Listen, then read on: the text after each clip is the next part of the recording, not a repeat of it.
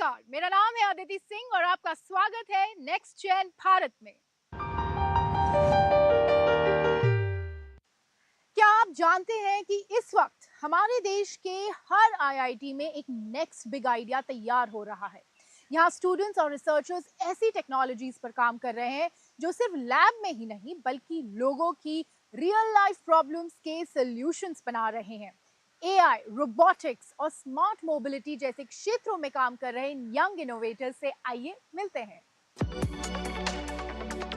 Indian institutes of technology IITs यानी भारतीय प्रौद्योगिकी संस्थान आज भारत की टेक्नोलॉजी और इनोवेशन इकोसिस्टम की मजबूत नींव बन चुके हैं। देश में वर्तमान में 23 IIT हैं, जहां युवा सिर्फ इंजीनियरिंग की पढ़ाई ही नहीं कर रहे बल्कि भविष्य की टेक्नोलॉजी पर भी काम कर रहे हैं। इन लैब से निकल रहे कई आइडियाज अब स्टार्टअप्स का रूप ले रहे हैं और समाज की वास्तविक समस्याओं का समाधान भी कर रहे हैं।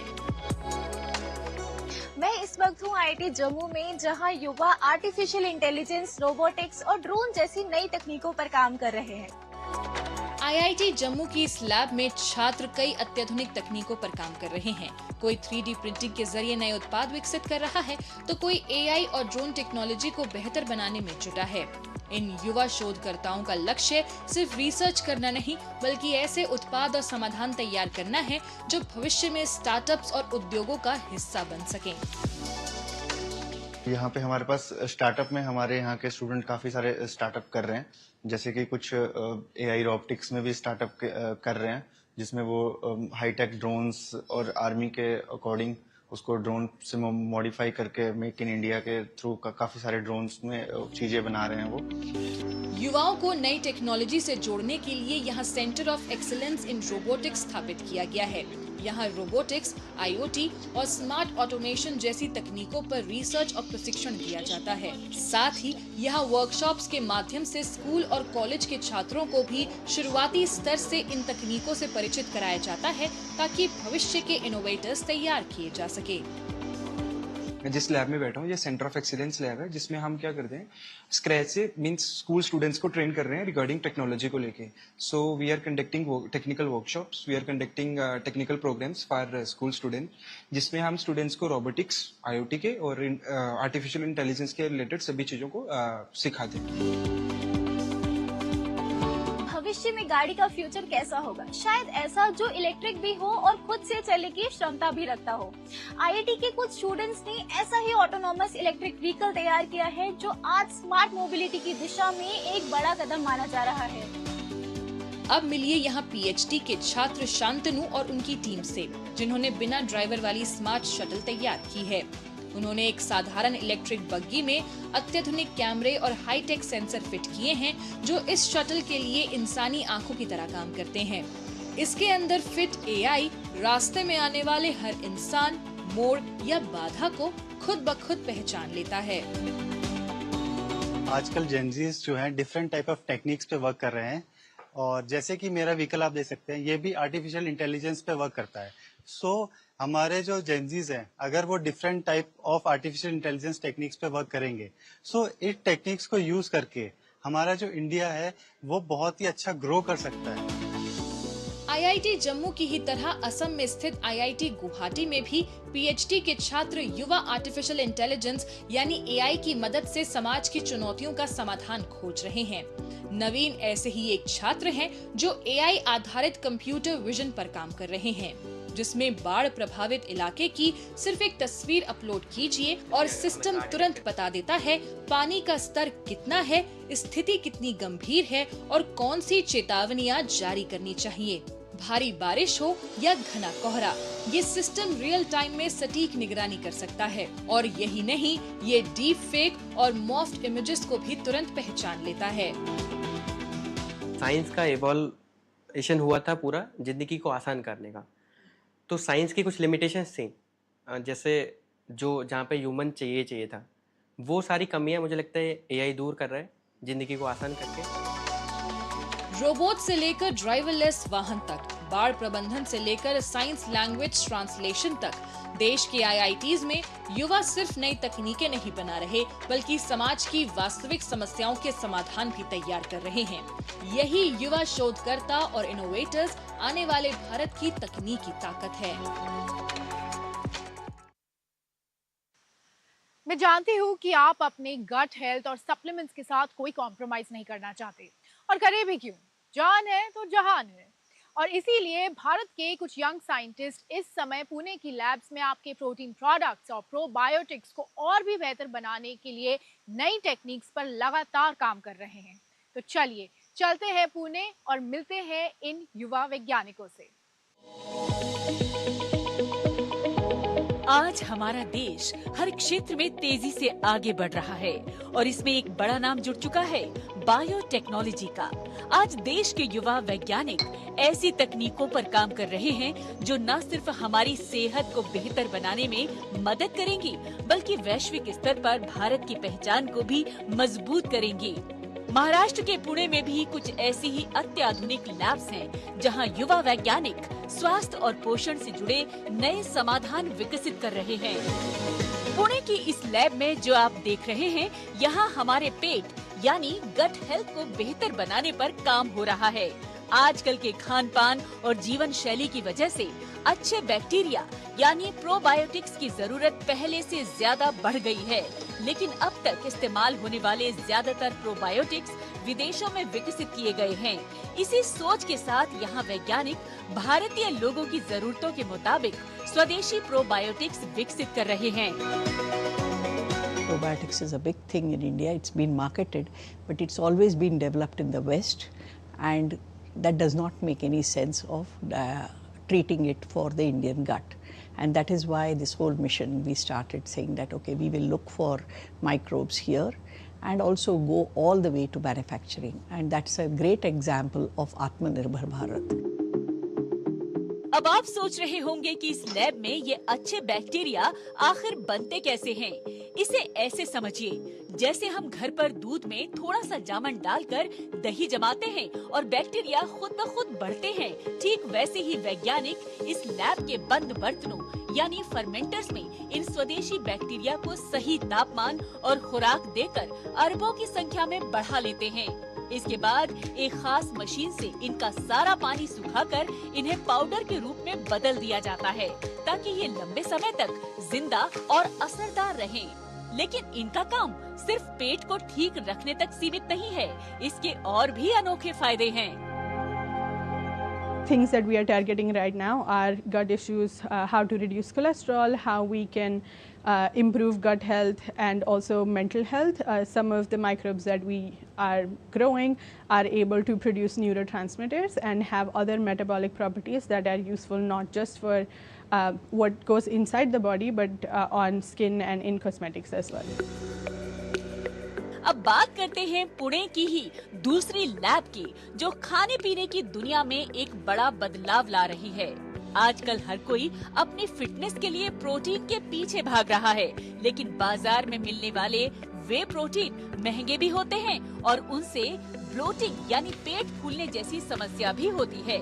इसी का तोड़ निकालने के लिए ये लैब हमारी रोजमर्रा की देसी फसलों जैसे मूंग, चना, अमरंत यानी चौलाई और मूंगफली का इस्तेमाल करती हैं।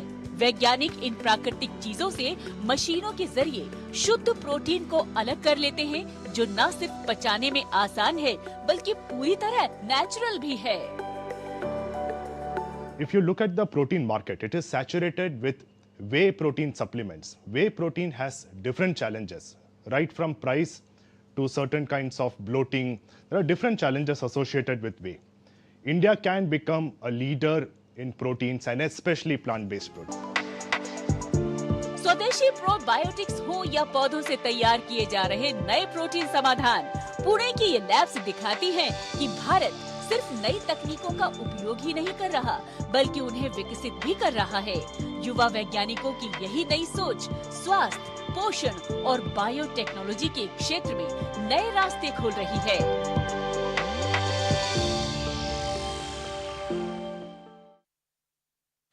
क्या आप जानते हैं कि इस पूरी दुनिया में धरती का पानी करीब 97% खारा है और सिर्फ 2.5% पानी ही मीठा है। तो बढ़ती पॉपुलेशन और तेजी से हो रहे डेवलपमेंट के साथ पानी पर दबाव लगातार बढ़ता जा रहा है और ऐसे में सवाल सिर्फ पानी बचाने का नहीं बल्कि हर बूंद का बेहतर इस्तेमाल करने का है। और इसी सोच के साथ भारत में बेंगलुरु के कुछ नौजवानों ने एक ऐसी टेक्निक का इस्तेमाल किया है जिससे वेस्ट वाटर को ट्रीट करके दोबारा इस्तेमाल किया जा सकता है। तो आइए चलते हैं बेंगलुरु और मिलते हैं इन यंग वॉरियर्स से। तेजी से बढ़ते शहर, ऊंची इमारतें और सीमित जल संसाधन, आज पानी की बढ़ती जरूरत बड़े शहरों के सामने एक बड़ी चुनौती बनती जा रही है। लेकिन अब बेंगलुरु जैसे शहर में इसी चुनौती का समाधान टेक्नोलॉजी और स्मार्ट प्लानिंग के जरिए तलाशा जा रहा है। यहाँ एसटीपी और एक खास तकनीक के जरिए इस्तेमाल हो चुके गंदे पानी को साफ करके दोबारा उपयोग के लायक बनाया जा रहा है। यानी जो पानी पहले सीधे ड्रेनेज में चला जाता था, अब वही ट्रीट होकर फ्लशिंग, गार्डनिंग और सफाई जैसे कामों में इस्तेमाल किया जा रहा है।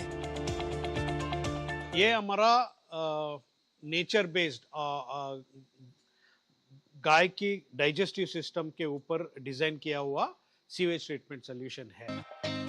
आमतौर पर बड़ी रिहायशी सोसाइटी से रोजाना हजारों लीटर वेस्ट वाटर निकलता है, लेकिन अब ऑन साइट ट्रीटमेंट सिस्टम्स के जरिए इसी पानी को उसी जगह पर साफ किया जा रहा है। सबसे खास बात, कई सिस्टम्स बिना ज्यादा बिजली, केमिकल या भारी मशीनों के भी काम कर रहे हैं, जिससे पानी की बर्बादी कम होने के साथ साथ मेंटेनेंस भी आसान हो जाता है। गंदा पानी से साफ पानी, बिना पावर, बिना केमिकल, बिना ऑपरेटर एंड बिना मूविंग पार्ट्स। फॉर एग्जाम्पल देखो, ये चिल्ड्रंस पार्क, ये पार्क नहीं है, एसटीपी है, इसके नीचे इको एसटीपी। अपार्टमेंट का पूरा गंदा पानी will go down, will get treated और साफ पानी ऊपर जाएगा। क्यों? टॉयलेट फ्लशिंग के लिए। इस तकनीक का एक बड़ा फायदा इसका अंडरग्राउंड डिजाइन भी है, जहां ट्रीटमेंट सिस्टम जमीन के नीचे लगाया जाता है, जबकि ऊपर की जगह को पार्क, गार्डन या ओपन स्पेस की तरह इस्तेमाल किया जा सकता है। यानी लिमिटेड अर्बन स्पेस का बेहतर इस्तेमाल और साथ ही हरियाली को भी बढ़ावा मिल रहा है। इस सोसाइटी में एक बड़ी अच्छी चीज़ है वो एसटीपी की। सो हमारा जितना वाटर का यूसेज है क्लीनिंग के लिए, किचन के लिए, नहाने के लिए, सारा पानी इधर आता है। उसको फिर ट्रीट करके फिर हम लोग वो पानी को अपना फ्लशिंग के लिए, गार्डनिंग के लिए यूज करते हैं। इस प्रक्रिया में खास तरह के बेनिफिशियल बैक्टीरिया का इस्तेमाल किया जाता है, जो गंदे पानी में मौजूद जैविक कचरे को प्राकृतिक तरीके से तोड़ते हैं। पूरी प्रक्रिया बायोलॉजिकल ट्रीटमेंट पर आधारित होती है, जिससे ऊर्जा की खपत कम होती है और सिस्टम लंबे समय तक आसानी से काम करता है। नेचर को इंस्पायर करते हुए हम यहाँ पे प्रॉब्लम को सॉल्व कर रहे हैं। यहाँ पे जैसे आप देख रहे हैं, हमने गाय के स्टमक को इंस्पायर किया है। हमारा 4 स्टेजेस ऑफ ट्रीटमेंट है। यहाँ पे ये हमारा पहला स्टेज है, 2 है, और यहाँ पे जो आप देख रहे हो यहाँ हमारा सेकेंड स्टेज 6 चेम्बर्स का होता है, और तीसरा जो स्टेज है वो 4 चेम्बर्स का हो जाता है। और पानी ग्रेविटी की तरह जैसे हम यहाँ पे बैक्टीरिया डाल देते हैं पहला चेम्बर, और सेकेंड स्टेज में बैक्टीरिया के दरिया ट्रीटमेंट होते होते शुद्ध पानी हमको अंत में मिल जाता है। इस सिस्टम से ट्रीट किए गए पानी की नियमित जांच भी की जाती है environment management and policy research institute की लैब में। यहाँ वैज्ञानिक विभिन्न मानकों जैसे केमिकल, बायोलॉजिकल और माइक्रोबियल स्तर पर पानी का परीक्षण करते हैं, ताकि ये सुनिश्चित किया जा सके कि ये पानी सुरक्षित रूप से दोबारा उपयोग के लिए उपयुक्त है। हमारा जो ट्रीटमेंट आपको पता है, बिना मोटर, बिना मूविंग पार्ट, बिना केमिकल और बिना ह्यूमन इंटरवेंशन से हम चलते हैं। और इस बैक्टीरिया के हिसाब से हमारा जो गंदे पानी को क्लीन पानी बन जाता है। इस तरह की तकनीकें अब भविष्य की जरूरत बनती जा रही हैं, क्योंकि वेस्ट वाटर रिसाइकलिंग जैसे सॉल्यूशंस न सिर्फ पानी बचाने में मदद कर रहे हैं, बल्कि सस्टेनेबल अर्बन लिविंग को भी बढ़ावा दे रहे हैं। यानी अब इनोवेशन सिर्फ सुविधा तक सीमित नहीं, बल्कि आने वाले समय के लिए संसाधनों को सुरक्षित रखने की दिशा में भी अहम भूमिका निभा रहा है।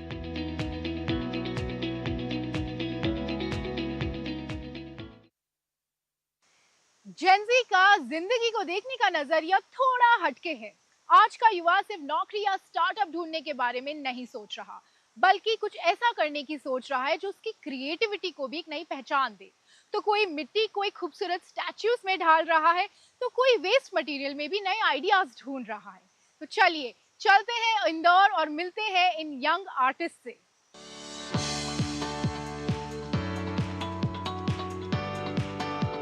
एक तरफ चाक पर घूमती मिट्टी, दूसरी तरफ चिंगारियों के बीच आकार लेता स्क्रैप मेटल।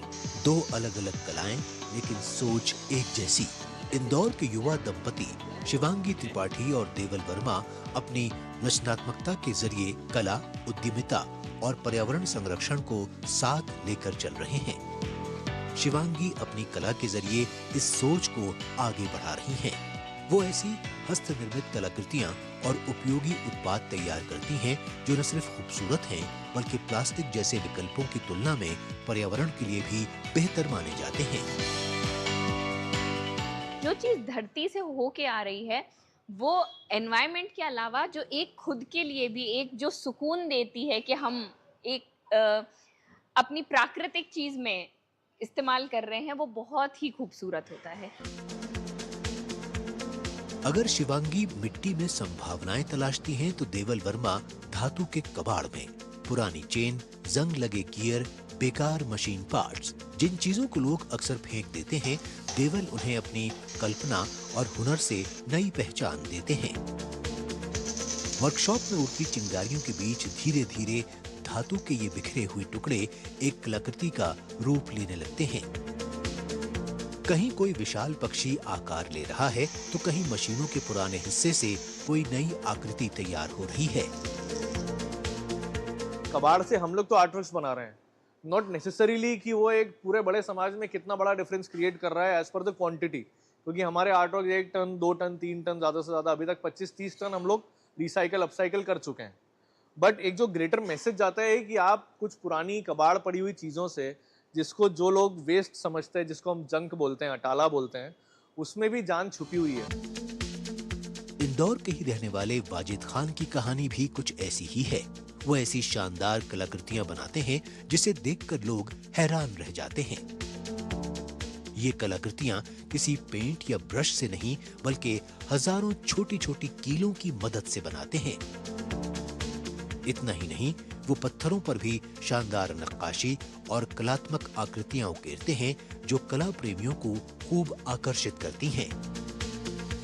उन्होंने देश दुनिया की जानी मानी हस्तियों के चित्र तैयार किए हैं और अब तक उनके नाम कई बड़े सम्मान और विश्व रिकॉर्ड दर्ज हो चुके हैं।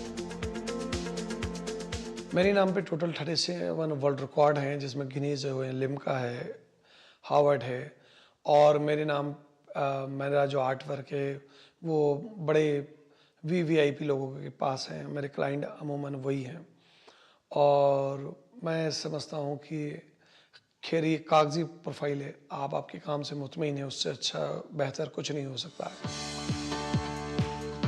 मिट्टी, स्क्रैप मेटल और हजारों किलो से बनी ये कलाकृतियां सिर्फ कला नहीं बल्कि सोच का प्रतिबिंब हैं। इंदौर के ये कलाकार बता रहे हैं कि रचनात्मकता जब पर्यावरण, उद्यमिता और तकनीक से जुड़ती है तो साधारण चीजें भी असाधारण कहानियों में बदल जाती हैं।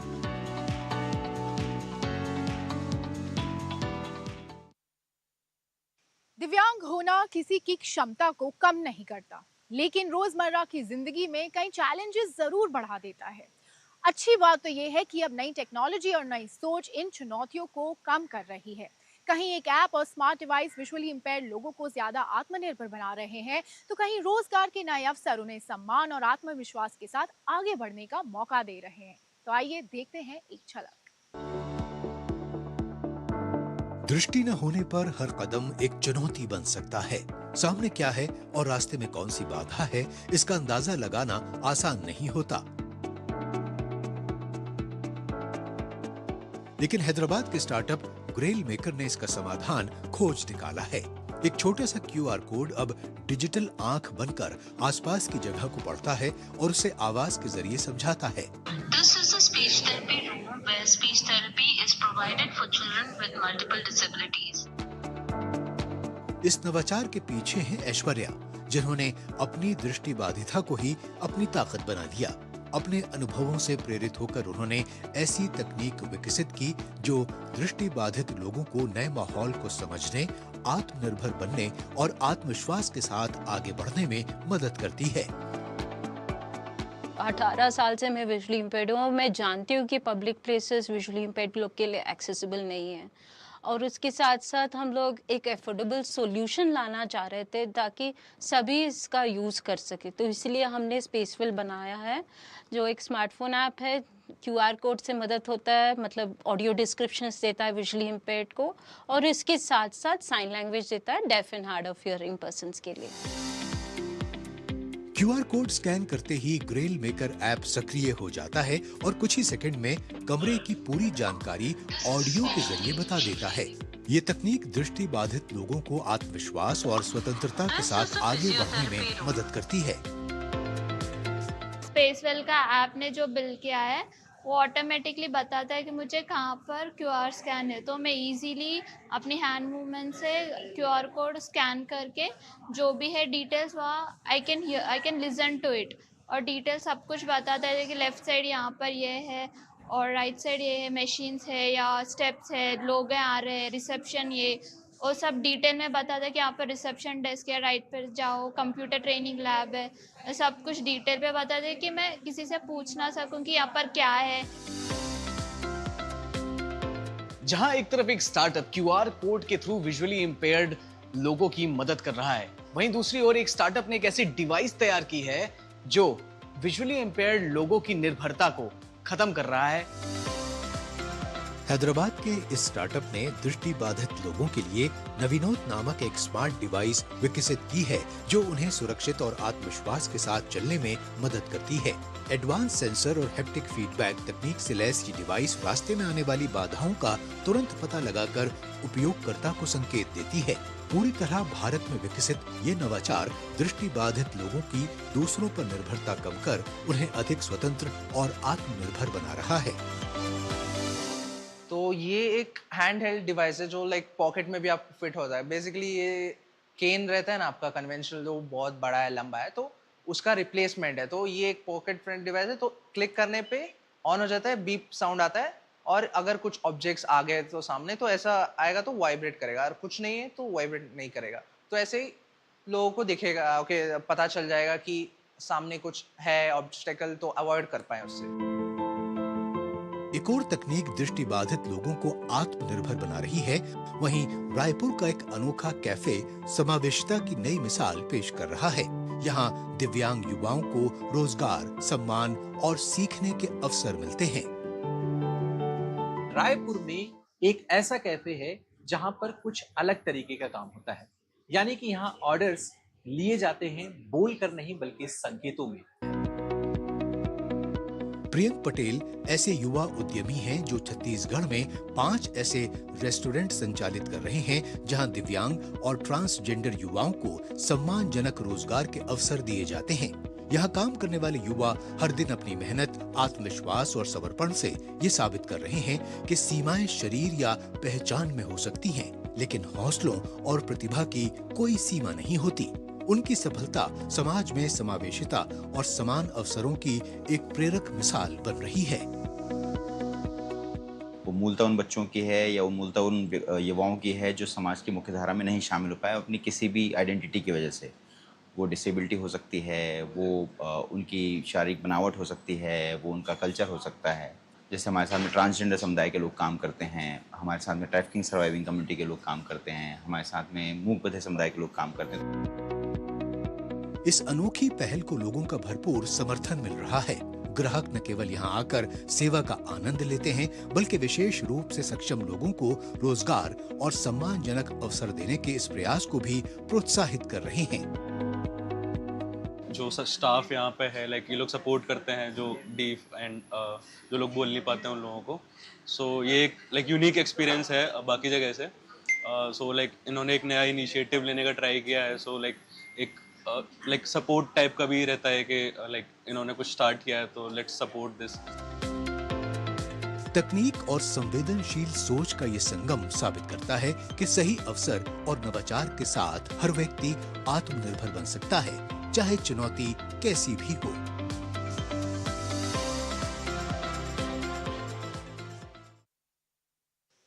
आज के शो में फिलहाल इतना ही। अगले एपिसोड में आपसे फिर मुलाकात होगी, तब तक के लिए नमस्ते।